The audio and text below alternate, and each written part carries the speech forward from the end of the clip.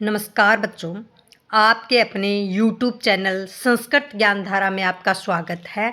आज हम महाकवि श्रीहर्ष के बारे में पढ़ेंगे।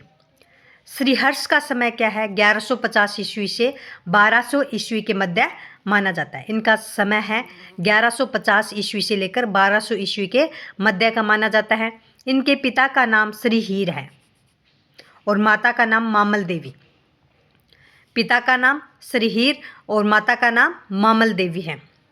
इनके आश्रयदाता जहाँ पे ये रहते थे वो थे कनौज के नरेश जयचंद।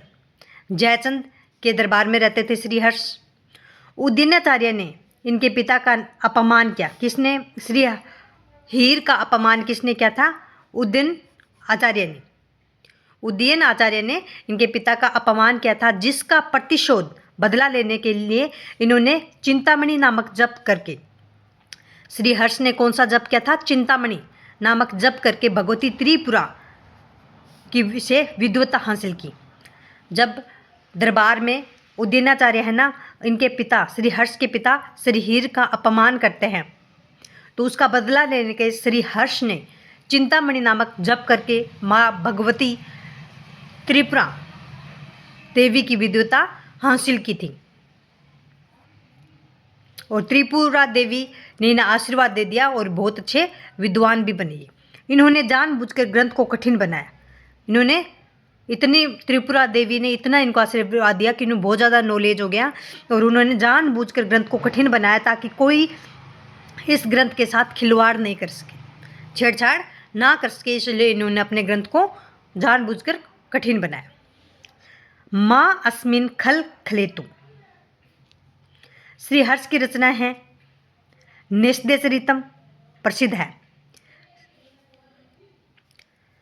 श्रीहर्ष की रचना नेषदेचरितम प्रसिद्ध है। इनकी खंडन खंड खाद्यम अद्वैत सिद्धांत से संबंध रखता है। इसमें श्री विजय प्रशस्ति शिव शक्ति काव्यम, ये चार इनके रचनाएं हैं। नेषदेचरितम क्या है? महाकाव्य है। नेषदेचरितम क्या है? महाकाव्य है। इसमें काव्य के सुकुमार एवं विचित्र मार्ग का समन्वय है। सुकुमार और विचित्र मार्ग का समन्वय किया गया है। इसमें कुल 22 सर्ग और 3830 श्लोक है। नेषदेचरितम में 22 तो सर्ग है और 2830 श्लोक है। इसका कथानक महाभारत कथानक कहाँ से लिया है? महाभारत के नल उपाख्यान से लिया गया है। महाभारत के कौन से उपाख्यान से लिया है? नल उपाख्यान पर आधारित है। इसमें नल और दमयंती की प्रेरणा का वर्णन है। नल दमयंती के प्यार और विवाह का वर्णन किया गया है। इसमें श्रृंगार रस मुख्य रस है।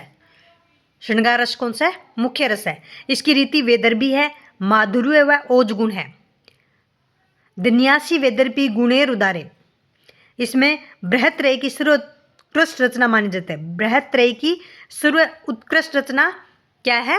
नेषदेचरित। बृहत्रय की क्या है? सर्वोत्कृष्ट रचना मानी जाती है। और बृहत्रय में कौन से 3 काव्य आते हैं पता है? महाकाव्य। एक तो किरातार्जुनीयम भारवी का, शिशुपालवध माघ का और नेषदेचरितम श्रीहर्ष का, ये बृहत्रयी हैं। और लघुत्रयी में है कुमार संभवम, रघुवंश और मेघदूतम। श्रीहर्ष का प्रिय छंद क्या है? उपजाति। प्रिय छंद उपजाति है इनका। बृहत्रय में आते हैं किरातार्जुनीयम, शिशुपालवधम, नेषदेचरितम। किरातार्जुनीयम भारवी का है 18 सर्ग, शिशुपालवध माघ का है 20 सर्ग, नेषदेचरितम श्रीहर्ष का है 22 सर्ग। और लघुत्रयी में कुमार संभवम कालिदास 17 सर्ग, रघुवंश कालिदास 19 सर्ग, मेघदूत कालिदास 2 भाग है, एक तो उत्तरार्ध एक पूर्वार्ध भाग।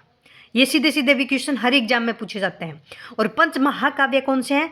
किरातार्जुनीयम भारवी का महाकाव्य है, शिशुपालवध माघ का महाकाव्य है, नेषदेचरितम श्रीहर्ष का महाकाव्य है, कुमार संभवम कालिदास का महाकाव्य है, रघुवंश कालिदास का महाकाव्य है। ये 5 महाकाव्य हैं। 5 महाकाव्य भी क्वेश्चन पूछे जाते हैं, सीधे सीधे क्वेश्चन आते हैं।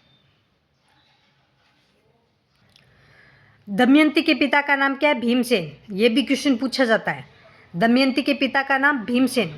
मैं एक और वीडियो बनाऊंगी जिसके पिता भाई सबका नाम एक ही वीडियो में और किस महाकाव्य या काव्य का कौन नायक है या नायिका है, ये समराइज करेंगे एक वीडियो में, जल्दी आपको आएगा। दमयंती के पिता का नाम भीमसेन। दमयंती के स्वयंवर में 5 नल उपस्थित हो गए। 5 नल क्या हो गए? उपस्थित हो गए। और इन्हें क्या कहते हैं? पंचनली कहते हैं। पंचनल में कौन था? इंद्र भगवान, अग्नि, यम, वरुण और सोमनल। तो इन 5 को मिला के इसे पंचनली कहते हैं। तो ये भी पूछा जाता है कौन कौन से देवता थे। इंद्र था, अग्नि था, यम, वरुण और नल। इंद्र, अग्नि, यम, वरुण, नल, ये पंचनल। पंचनली में कौन कौन आता है? ये क्वेश्चन आता है बहुत बार एग्जाम में, सीधा सीधा आता है। इंद्र, अग्नि, यम, वरुण, सोम, नल। इंद्र, अग्नि, यम, वरुण, नल। इंद्र, अग्नि, यम, वरुण, नल, ऐसे पढ़ेंगे तो अपने अच्छे से याद हो जाएगा। ये ध्यान रखना है कि कौन सा देवता कि कौन कौन आते हैं पंचनली में, ऐसे पूछा जाता है। स्वयंवर के बाद वापसी के समय कली नामक, स्वयंवर के बाद जब वापस होते हैं तो कली नामक राक्षस ने देवताओं को चावार्क सिद्धांत दिया। कली ने क्या दिया था? देवताओं को चावार्क सिद्धांत दिया था।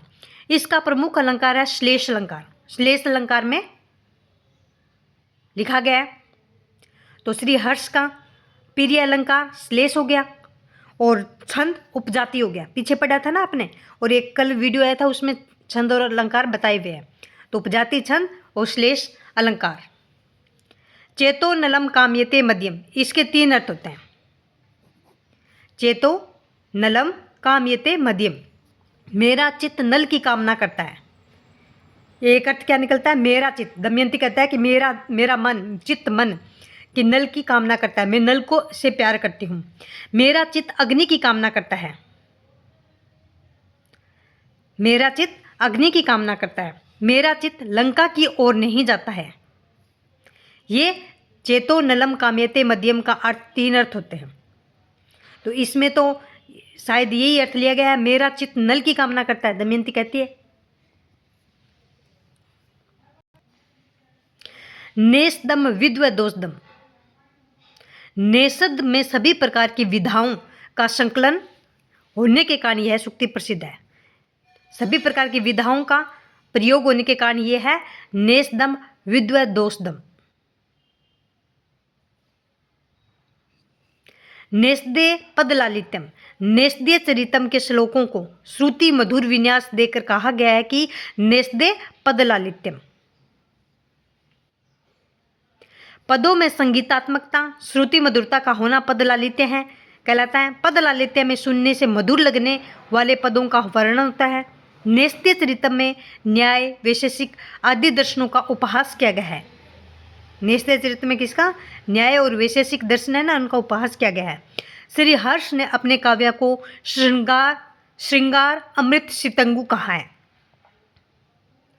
श्री हर्ष ने अपने काव्य को क्या कहा है? श्रृंगार अमृत सितंगु। आई होप आपको ये वीडियो अच्छा लगा हो। प्लीज़ चैनल को लाइक करें, शेयर करें एंड सब्सक्राइब करें। जय हिंद, जय भारत।